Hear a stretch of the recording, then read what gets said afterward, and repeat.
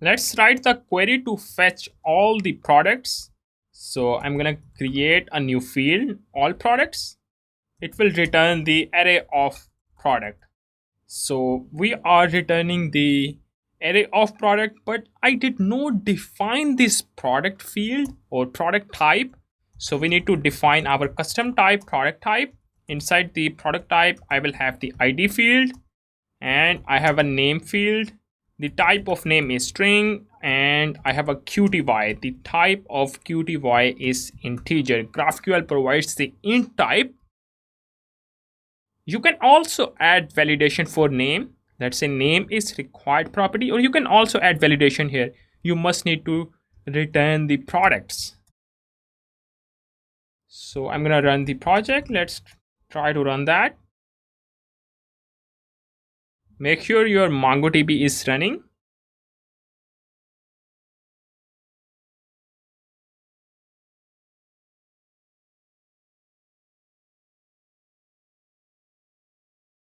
I deleted this hello field. Let me check the docs.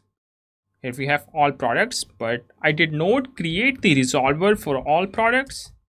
You can also execute the query in this format. Let's say I'm gonna execute the query for all products.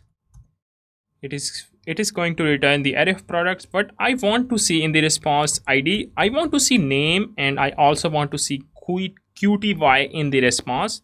All products is null because I did not create the resolver. Let's create that all products. Each resolver function will take 4 arguments. The first argument is parent. I'm gonna use Lodash, or you can choose any name here. Parent, args, context, and info. I don't need any arguments, so I'm gonna return the array of products. Let me mark that. Let's say it's a MongoDB ID.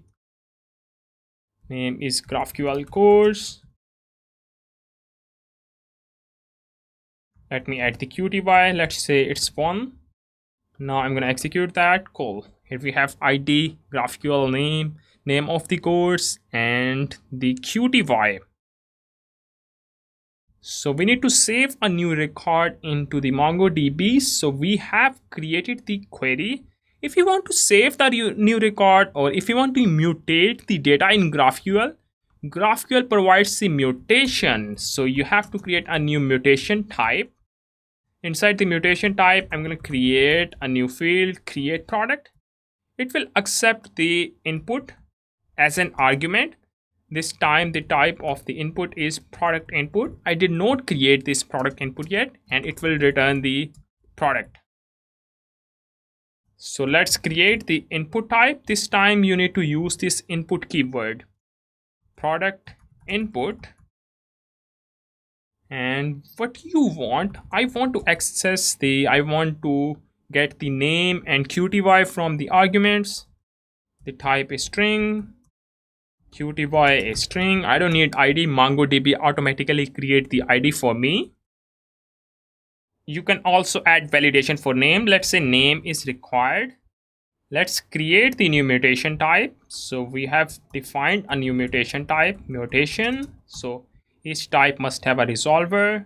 So inside the mutation, I have a create product. Let's do it here. Create product. There is no parent. I need an args. Or you can use the destructuring here. I'm going to destructure the input object. You can also use async await here.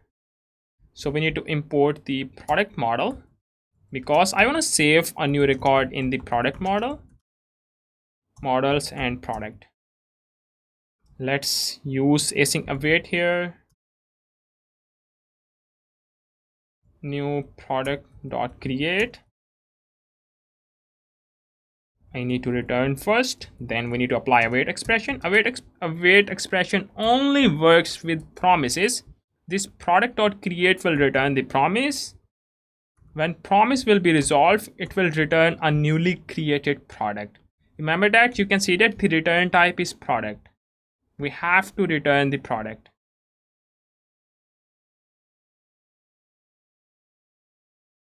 Let's try to test it. Let me check the docs. If we have mutation type, let me show you. Inside the mutation type, we have a create product, and we need to specify the product input.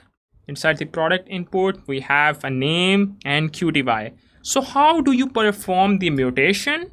You have to use the mutation keyword, create product input, and I'm going to provide name here. Let's say the name is GraphQL course, QTY is 10. So we must need to tell I want to access the ID in the response. Let's say that expected type string found 10. Let me check the, oops, I need to use int here. Let's do it again. Aha, a product has created. You can also see the name and the QTY in the response. This time I'm going to create a brand new product Node.Js course. Ooh, a product has created.